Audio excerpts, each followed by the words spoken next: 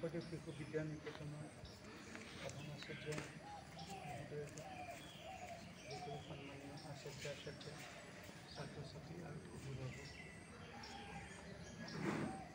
আজি আমি ইয়াত উপস্থিত হৈছোঁ 15 আগষ্ট,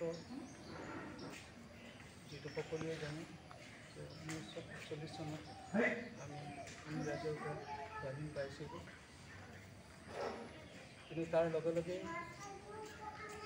অকণমান আৰু এটা কথা আছে যে ইয়াৰ লগতে ভাৰতখনৰ দুভাগো হৈছিল।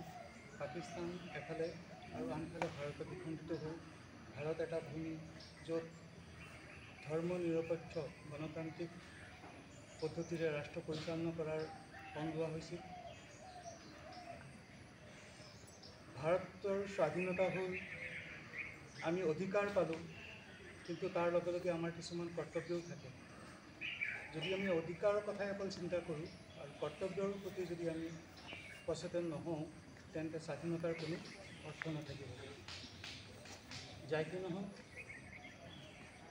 আমি প্ৰত্যেক বছৰ পালন কৰাৰ দৰে এই বছৰো সমগ্ৰ ভাৰততে বহু উৎসাহেৰে নতুন ভাৰতৰ